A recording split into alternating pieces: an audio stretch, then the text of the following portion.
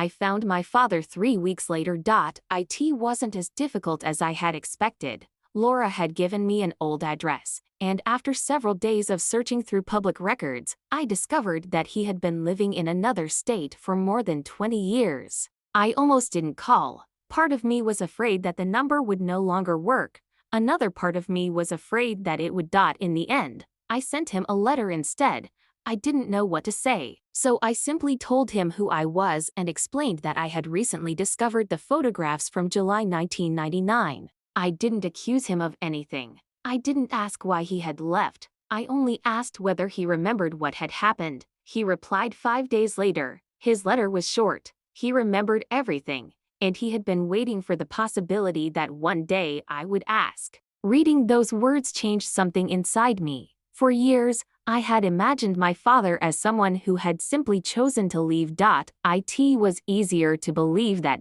It gave the past a simple explanation, but the truth was more complicated. According to my father, my mother had been struggling badly in 1999. She had lost her job, she was overwhelmed by debt. More importantly, she had become convinced that she couldn't give me the childhood I deserved. My father wanted to take responsibility for me, but my mother was terrified that if she admitted how difficult things had become, she would lose custody. Laura had been working with families in difficult situations. She tried to help my mother find support, but my mother refused. Instead, she made a decision that affected everyone. She temporarily arranged for me to stay with another family while she tried to rebuild her life. That was the reason for the train journey. That was the reason for the house. And that was the reason Laura had been there. I read the letter several times. It wasn't the dramatic secret I had imagined. There had been no crime.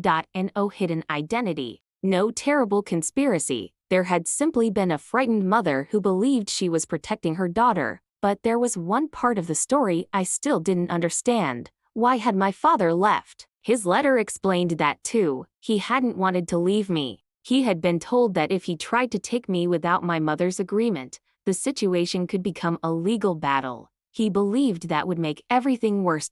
So he stepped back. He thought it would be temporary. It wasn't. My mother eventually recovered. She found another job. She rebuilt her life. But by then, my father had moved away. Years passed. Then my parents divorced. And somehow, the temporary separation became permanent. My entire childhood had been shaped by decisions made during a few weeks in 1999. I had spent years believing my father didn't want me. The truth was that he had been afraid of losing me completely. I didn't know whether to feel angry or relieved. Maybe both. I contacted him again. This time, we spoke for the first time in more than 20 years. There was no dramatic reunion.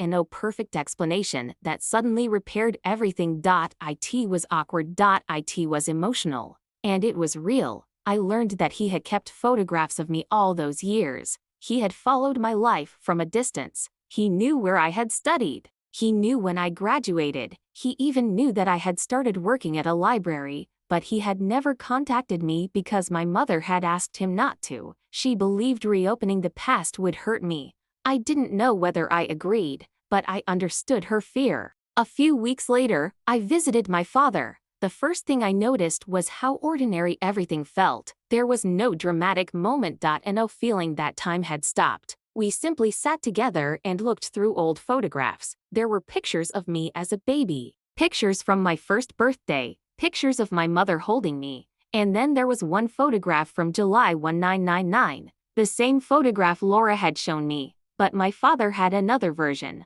On the back, he had written the date, July 17, my birthday, and underneath it were 6 words. I thought I was losing her. I stared at those words for a long time. I finally understood why Laura had looked so sad whenever she saw me. She had witnessed the beginning of a story that neither my mother nor my father had ever been able to finish. She had watched them make decisions out of fear, and she had carried the knowledge for decades. After I returned home, I visited my mother. This time, she didn't try to avoid the subject. She told me everything. She admitted that she had been ashamed of how badly she was struggling. She was afraid that everyone would think she was a bad mother.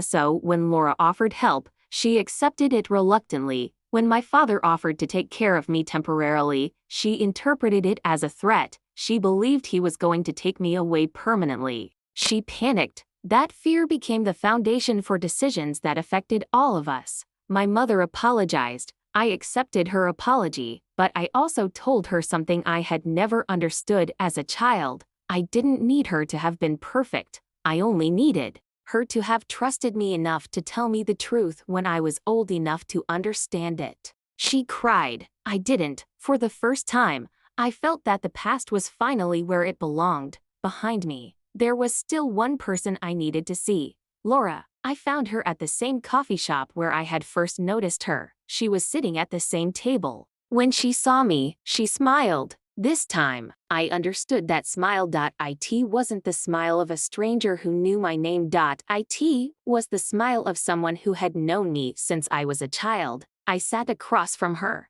I brought the photographs with me. I wanted to show her that I finally understood. Laura had spent years carrying the memory of that summer. She had watched my mother rebuild her life. She had watched my father disappear. And she had watched me grow up without knowing why. She told me that she had wanted to contact me many times. But she had promised my mother she wouldn't. The promise lasted until she saw me looking through the old records. She realized I was already searching. She decided that if I was going to discover the truth, I deserved to discover all of it. That was why she had left my name on the library desk. That was why she had shown me the photographs. She hadn't wanted to frighten me. She wanted me to ask questions. And I did. For the first time, I asked Laura about the day at the railway station. She remembered it clearly. She remembered my mother crying. She remembered my father standing several feet away. And she remembered me holding a small red backpack. I had forgotten that backpack completely. Then she told me something that surprised me. I hadn't been sent away for months. I had only stayed with another family for 11 days. 11 days, that's all.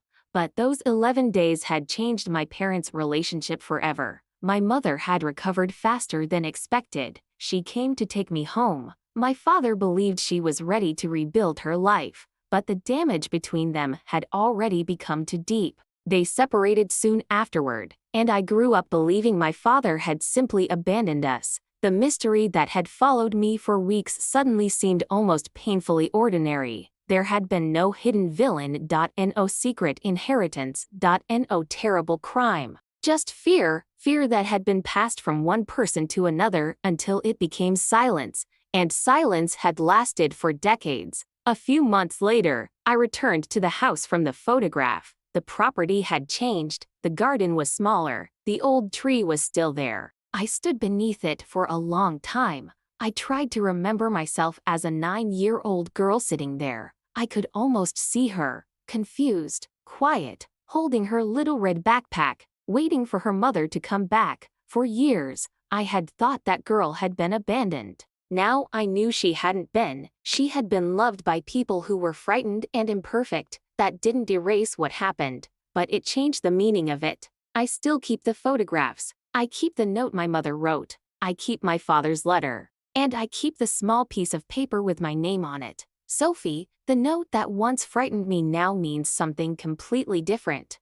The woman who knew my name wasn't a stranger. She was someone who had been carrying a piece of my past until I was finally ready to see it. Sometimes I think about how easily I could have ignored her. I could have dismissed the strange looks. I could have thrown away the note. I could have decided that the photographs didn't matter. If I had done that, I might never have learned the truth. And maybe that's the strangest part of the whole story. The secret wasn't hidden because someone wanted to hurt me. It was hidden because everyone believed they were protecting me. My mother thought silence would protect me. My father thought staying away would protect me. Laura thought waiting would protect me. But eventually, I realized something. A truth can hurt when you first discover it. A lie can hurt for an entire lifetime. Today, my father and I speak regularly. My relationship with my mother is different too. Not perfect, but honest. And Laura is still part of my life. Sometimes we meet at the same coffee shop where everything began. I no longer wonder why she looked at me that way. I know now, she wasn't looking at a stranger. She was looking at a little girl she remembered from a summer long ago. A little girl who had no idea that the decisions being made around her would shape the rest of her life, and whenever I think about that summer, I no longer feel anger. I feel something quieter, gratitude. Not because everything that happened was right. It wasn't, but because eventually, the truth found its way back to me. And sometimes, that's all we really need. Not a perfect past, not perfect parents, not perfect choices. Just the courage to finally look at what happened and understand it for what it was. For years, I thought the most important question was why that woman knew my name. Now I know the real question was much simpler. Why had I forgotten hers? Her name was Laura.